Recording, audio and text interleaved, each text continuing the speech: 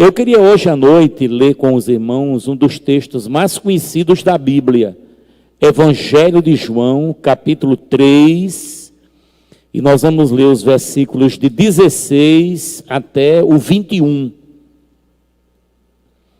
Especificamente falando, o versículo 16, né, é um dos versículos mais conhecidos, né, porque é um versículo muito usado em todo e qualquer trabalho de evangelização, de proclamação do Evangelho. Então esse texto é muito conhecido, né, e muito amado por tratar-se de uma verdade celestial, uma verdade gloriosa, né, e que enche o nosso coração e a nossa alma de gozo, de alegria, pelo fato de sabermos que Deus nos ama.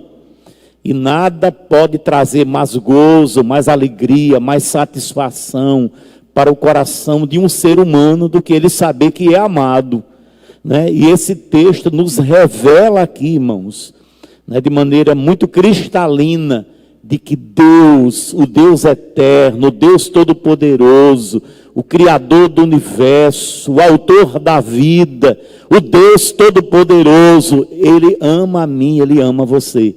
Né? Ele ama todos nós, e é muito bom saber isso, saber que somos amados, né? Então o texto, eu vou deixar os irmãos mesmo sentados, e nós vamos ler aqui, repetindo aqui o texto, Evangelho segundo João escreveu, é o quarto Evangelho, o Evangelho do Filho de Deus, o Evangelho do nosso Senhor e Salvador Jesus Cristo, capítulo 3, do verso 16 ao 21, que nos diz assim: porque Deus amou ao mundo de tal maneira que deu o seu Filho unigênito, para que todo o que nele crê não pereça, mas tenha a vida eterna.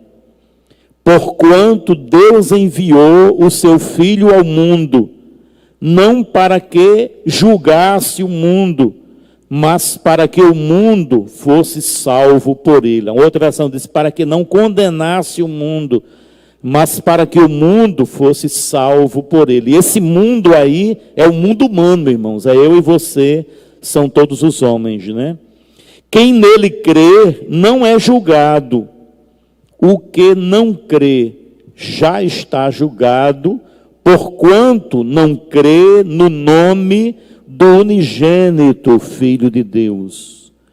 E o julgamento é este, que a luz veio ao mundo, e os homens amaram mais as trevas do que a luz, porque as suas obras eram más. Pois todo aquele que pratica o mal aborrece a luz, e não se chega para ela, a fim de não serem arguidas as suas obras. Quem, porém, pratica a verdade, ou melhor, pratica aquilo que é bom, né, aproxima-se da luz, a fim de que as suas obras sejam manifestas, porque são feitas em Deus. Aleluia, louvado seja o nome do Senhor. Eu queria repetir, não o verso 16, mas eu queria repetir a primeira parte, ou todo o texto do versículo de número 17, que diz assim: porquanto Deus enviou o seu Filho ao mundo, não para que condenasse o mundo, mas para que o mundo fosse salvo por ele. Amém. Vamos orar?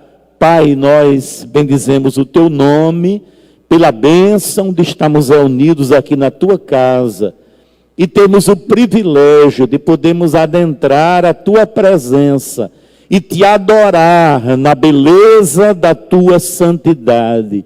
Senhor, muito obrigado por este tão alto privilégio que enche a nossa alma, o nosso coração de gozo e de alegria, também pelo fato não somente de entrar na tua presença, mas também, Senhor, porque temos na tua palavra a revelação que tu és um Deus que nos ama, um Deus que se preocupa conosco, um Deus que quer sempre o nosso bem. Louvado e exaltado seja o teu bendito nome, Senhor. Muito obrigado, Pai, por estar aqui na tua casa. Abençoa todos nós, quanto aqui estamos. Abençoa também aqueles irmãos que estão nos assistindo através da internet. Que da mesma maneira o Senhor possa estar abençoando, alcançando o coração, a vida de cada um. E que nesta noite tu fale ao nosso coração pela tua palavra. Senhor, porque a tua palavra é a verdade, Senhor, e ela é digna de toda aceitação, pois ela é lâmpada para os nossos pés, ela é luz para o nosso caminho, ela é pão para o nosso espírito. A tua palavra, Senhor, é vida para a nossa vida. Louvado e exaltado seja o teu nome. Continue conosco, Pai querido, é o que nós te pedimos em nome do Senhor Jesus. Amém e amém. Então, irmãos, nós estamos aqui diante de um texto muito claro, muito objetivo, muito verdadeiro, quando a palavra nos diz que, na realidade, nós somos pessoas amadas por Deus. E que pelo fato de Deus nos amar, Ele deseja que nós, seres humanos, pecadores perdidos, sejamos alcançados pelo seu amor, pela sua graça, pela sua misericórdia, sejamos alcançados pela sua salvação, que Ele providenciou na pessoa bendita e gloriosa do seu Filho. Assim nos diz aqui o texto, que Deus enviou o seu Filho não para condenar o mundo, mas para salvar o mundo. Então, Jesus Cristo veio, irmãos, aqui a este mundo. O próprio João, no capítulo 1, ele diz que o Verbo se fez carne e habitou entre nós. Este Verbo aí é a pessoa do Senhor Jesus. Ele veio, enviado do Pai, para vir aqui a este mundo, tabernacular conosco, conviver conosco, para que aqui ele desse a sua vida, ele morresse lá na cruz do Calvário, para nos dar a salvação da nossa alma. Esse é o objetivo específico da vinda de Jesus ao mundo, salvar o homem. Jesus, quando veio, ele fez muitos milagres, ele fez muitas maravilhas, mas ele não veio para fazer milagres, ele não veio para curar, ele veio especificamente para salvar, mas foi necessário que ele fizesse algumas maravilhas, mas especificamente falando, Jesus veio para salvar. Deus em Cristo veio para salvar o pecador perdido, veio para resgatar o homem da condenação e do domínio do pecado. Ele veio para dar ao homem a certeza da salvação da sua alma, que lhe tinha sido tolhida por causa do pecado. O pecado trouxe condenação e morte para o ser humano.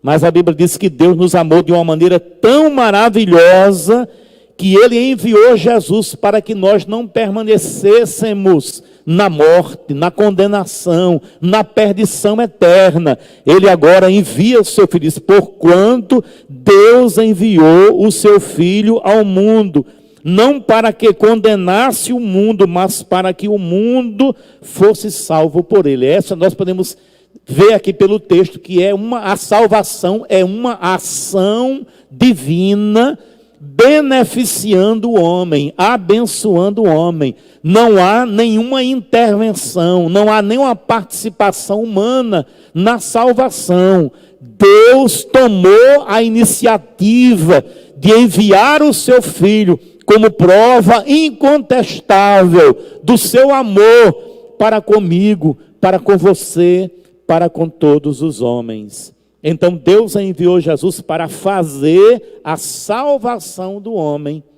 E esta salvação, irmãos, é um conjunto de ações de Deus para beneficiar o homem, para libertar o homem, para fazer com que o homem pudesse novamente entrar na sua presença, se relacionar com ele, viver com ele, para o louvor da glória do seu nome. Então, esta salvação implica em uma gama de ações divinas para abençoar o homem. E dentre estas ações, a primeira que nós descobrimos aqui nas Escrituras, é que Jesus Cristo veio para redimir o homem da condenação do pecado. Então Jesus Cristo veio para nos redimir da condenação do pecado. E para isso foi necessário que ele morresse, que ele derramasse o seu sangue, porque o pecado é algo terrível aos olhos de Deus. O pecado é algo maléfico na vida do homem. O pecado destrói, o pecado mata. O pecado é algo terrivelmente hediondo.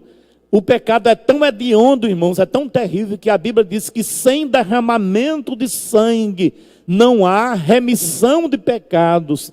Então foi preciso que para que o homem fosse salvo, Jesus Cristo fosse à cruz. E ali na cruz ele derramasse o seu sangue para a remissão dos nossos pecados. Então, em primeiro lugar, a ação de Deus beneficiando o homem na salvação é a remissão. Jesus Cristo morreu pelos nossos pecados. No texto que o pastor André leu como leitura devocional, lá no capítulo 15 da carta de Paulo aos Coríntios, diz lá, Paulo diz assim, de uma maneira muito clara, Cristo morreu pelos nossos pecados e ressuscitou para a nossa justificação. Então Cristo morreu pelos nossos pecados. A sua morte vicária, a sua morte substitutiva, ele nos trouxe a remissão ou a redenção dos nossos pecados. Louvado seja o nome do Senhor. Então o pecado trouxe para o homem condenação e morte, mas Cristo veio para solucionar o problema do pecado. Ainda que no Evangelho de João, nós encontramos quando João estava batizando, realizando o seu batismo com água para arrependimento, e de repente, no meio da multidão ali no Jordão, ele divisa Jesus se aproximando, né? E ele aponta para Jesus e diz aí, eis o Cordeiro de Deus que tira o pecado do mundo, louvado seja o nome do Senhor. Então Jesus veio para solucionar o problema do pecado. Religião nenhuma soluciona o problema do pecado. Há muitas pessoas enganadas, iludidas, pensando que religião A, religião B salva, mas nenhuma religião salva, porque nenhuma religião redime o homem do pecado, nenhuma religião dá ao homem o perdão dos seus pecados. Só Jesus Cristo morreu na cruz para o perdão dos nossos pecados.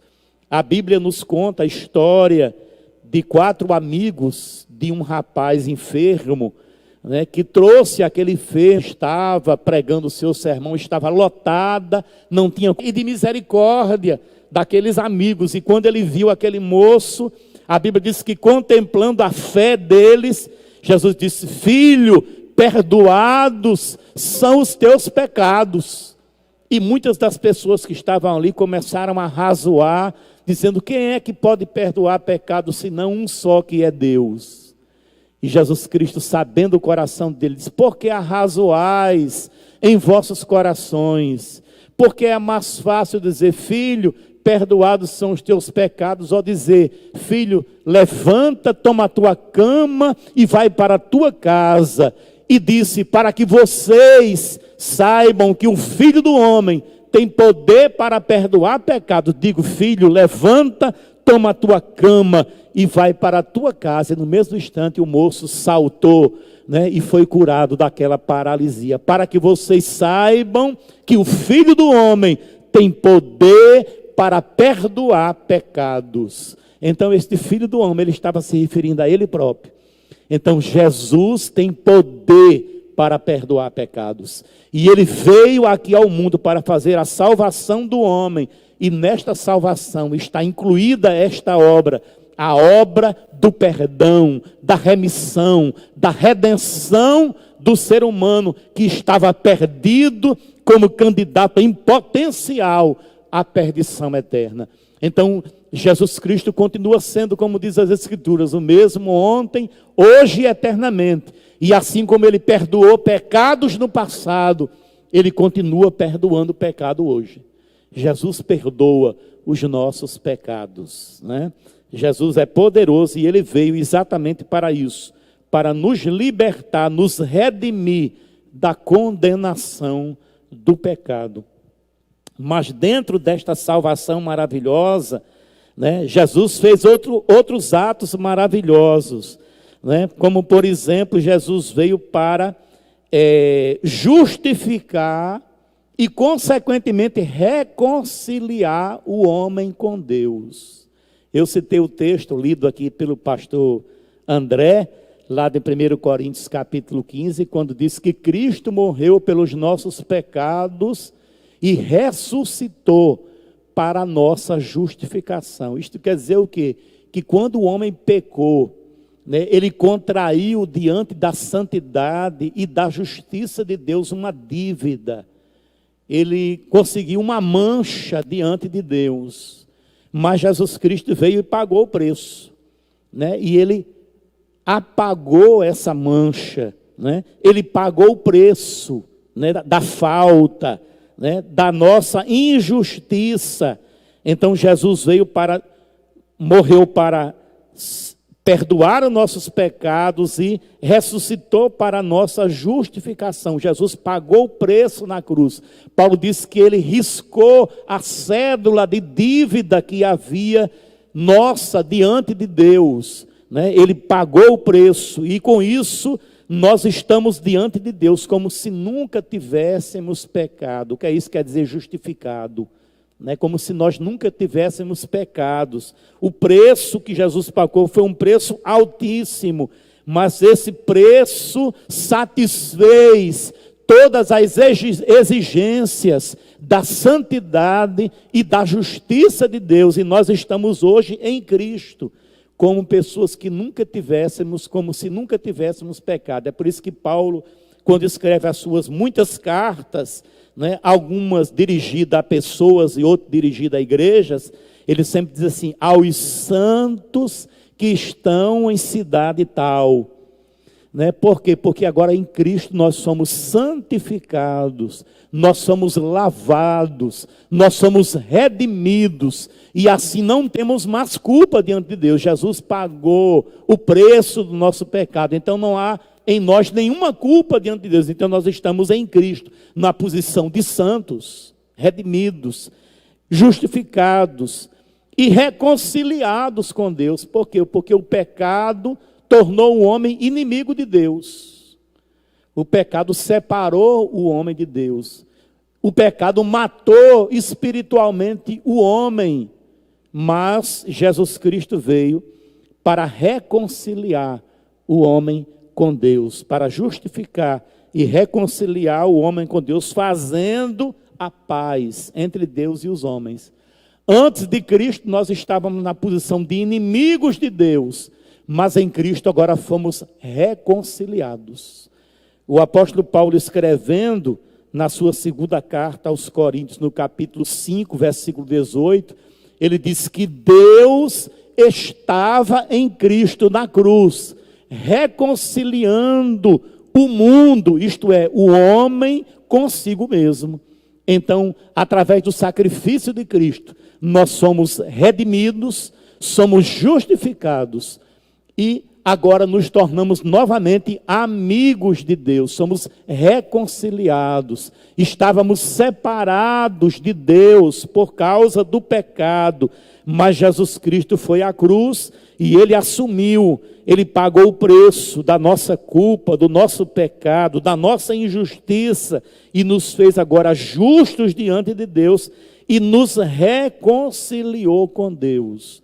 O apóstolo Paulo, ainda escrevendo no capítulo 5, no versículo 1 da sua carta aos Romanos, ele diz que Deus, em Cristo Jesus, nós somos justificados, pois, pela fé, diz Paulo, temos paz com Deus. Justificados, pois, pela fé, temos agora paz com Deus, isto é, fomos reconciliados com Deus. Temos agora a oportunidade de entrar na presença de Deus, de nos relacionar com Ele, de falar com Ele, de nos comunicar com Ele, de termos intimidade com Ele, porque antes de Cristo nós estávamos na posição de inimigos de Deus. Mas Cristo veio e fez a paz, reconciliando o homem com Deus e Deus com o homem. Louvado seja o nome do Senhor. Então esta é uma segunda ação proveniente da salvação que Cristo veio realizar em nosso favor. Mas há uma terceira ação de Deus, é que Ele veio para transformar o homem de criatura em filho de Deus. Irmãos, a vida de Cristo foi tão benéfica para nós, que a gente fica assim, pasmo, quando a gente começa a estudar e ver, na realidade, os resultados da morte vicária de Jesus. Foram muitos, irmãos, são inúmeros os benefícios. Dentro dessa justificação e reconciliação, há também uma outra ação chamada regeneração, né? Então é outra ação maravilhosa, nós somos regenerados, gerados de novo. E fomos transformados de criatura em filhos de Deus, e assim nos fazendo partícipes da sua família, da família de Deus e da sua herança. Já pensou que privilégio maravilhoso? Nós agora somos da família de Deus e somos herdeiros de Deus. Que coisa maravilhosa. São muitas bênçãos, irmãos. É muita glória, não é? Então Jesus Cristo veio na sua salvação, no seu sacrifício vicário, Ele nos deu esta bênção gloriosa de nos transformar de criaturas de Deus em filhos de Deus. Aí alguém diz, não, mas eu desde novo eu aprendi na minha religião que todo mundo é filho de Deus. Mas a Bíblia, a palavra de Deus não traz esse ensino, esse é um ensino humano. Este é um ensino enganoso, mentiroso. Porque a Bíblia, em lugar nenhum, ela diz que o homem é filho de Deus. A Bíblia diz que o homem é criatura de Deus. É obra das mãos do oleiro bendito, né? Deus fez o homem. Então todo homem é criatura de Deus e não filho. A Bíblia diz que filho gerado, Deus só tem um, que é Jesus. O salmista, né, anos antes de Jesus nascer, ele profetizou, ele tem um salmo que ele diz, tu és o meu filho, referindo-se a Cristo, hoje te gerei. E todos nós conhecemos a história do nascimento de Jesus. Ele foi gerado por Deus, através do Espírito Santo, de maneira miraculosa no ventre de uma virgem. Então Jesus, né, ele veio, foi gerado, ele é o único filho gerado por Deus. Mas João, escrevendo aqui na sua carta, no seu evangelho, no capítulo 1, versículo 12 e 13, então a Bíblia nos revela esta verdade, de que em Cristo nós passamos da posição de criaturas para filhos.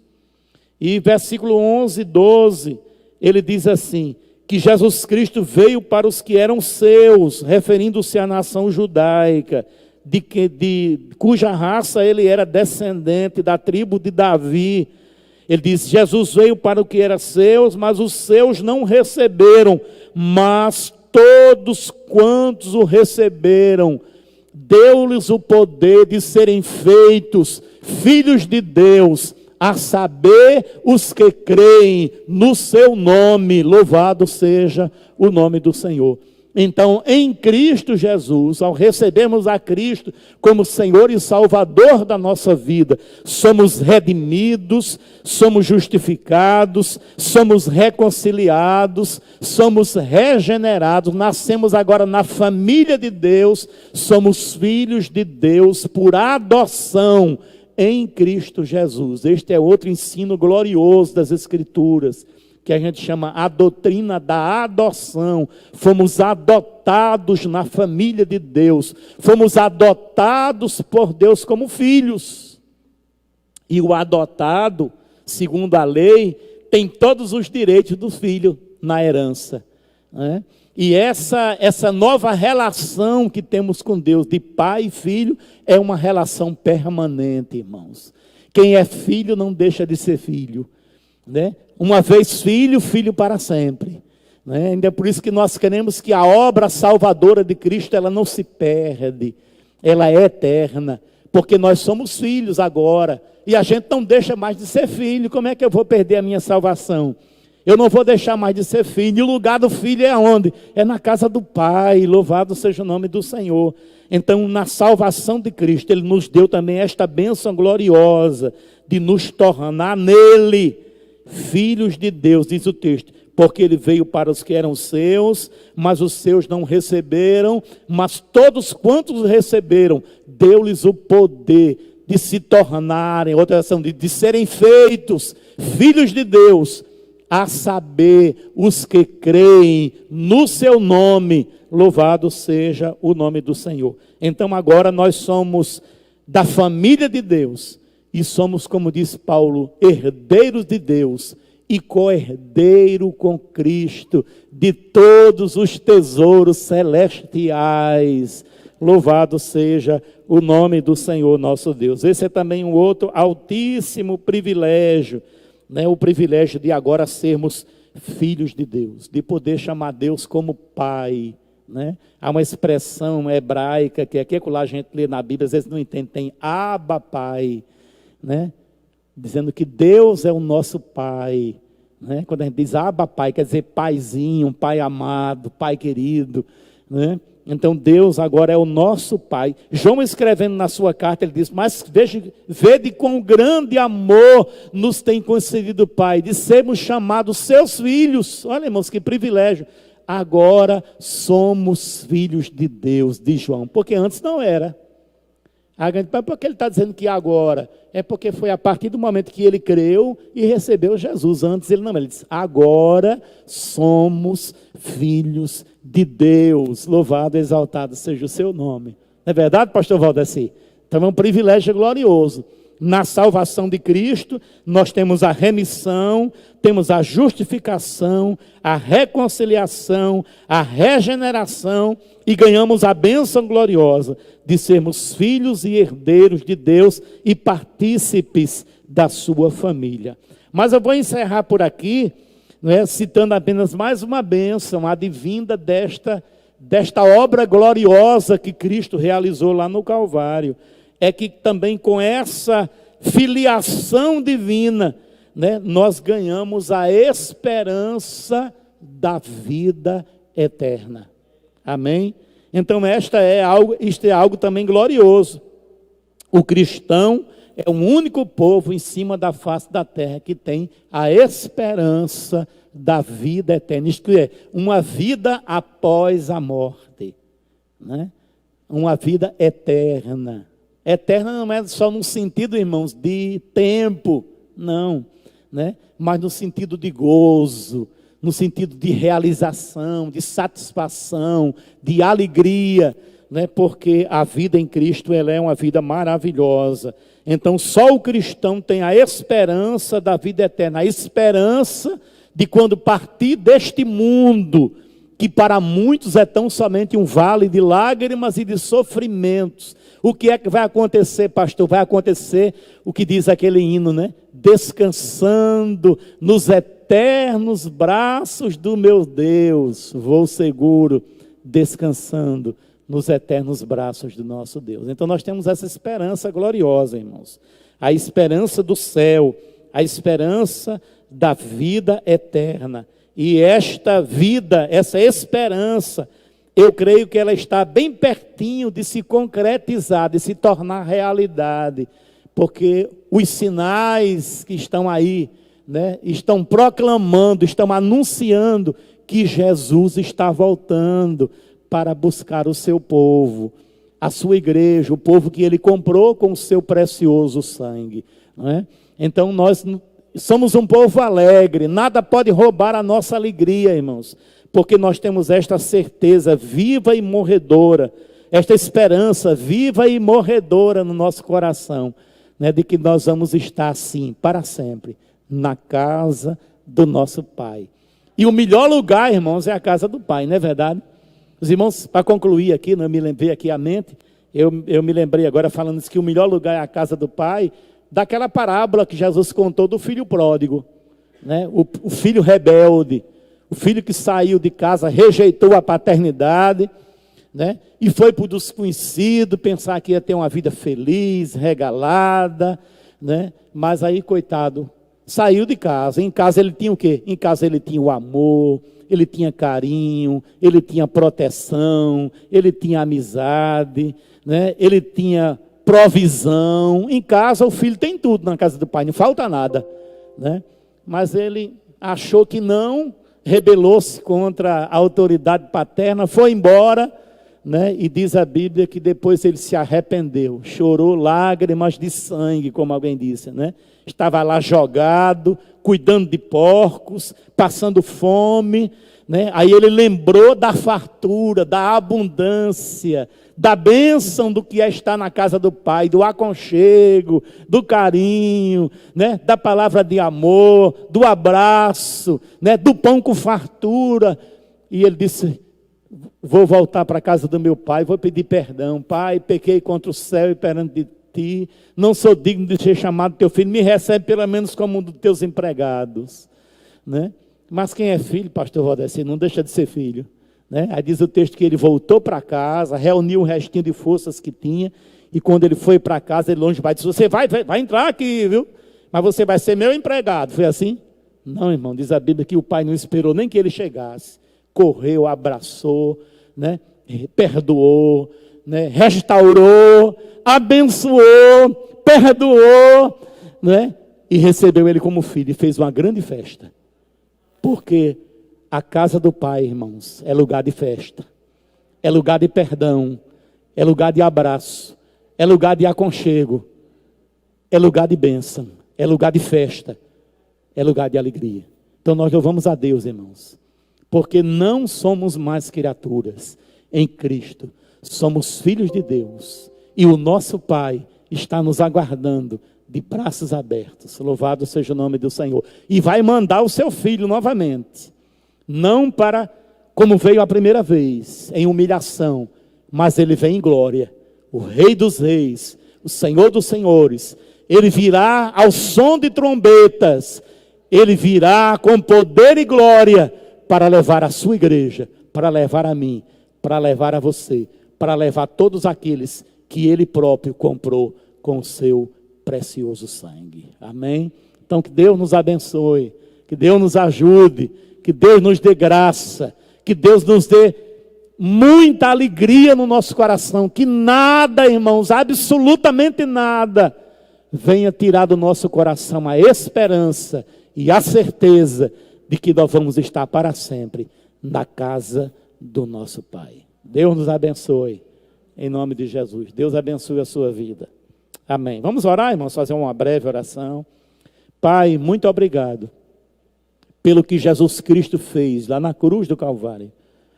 A nossa salvação, nos redimindo, nos reconciliando, nos justificando, nos regenerando, nos fazendo teus filhos, Senhor, e nos dando a certeza de que quando partimos desta vida, nós vamos estar para sempre na tua presença, na tua casa, desfrutando das delícias celestiais.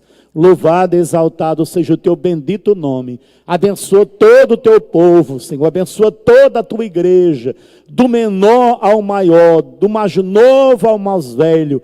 Que nada, Senhor, absolutamente nada venha roubar a alegria, o gozo e a esperança gloriosa que temos na pessoa bendita do nosso Senhor e Salvador Jesus Cristo. Obrigado por estas verdades gloriosas que estão no nosso coração. Continua conosco, Senhor, é o que nós te pedimos. Em nome e para a glória do Senhor Jesus. Amém e amém.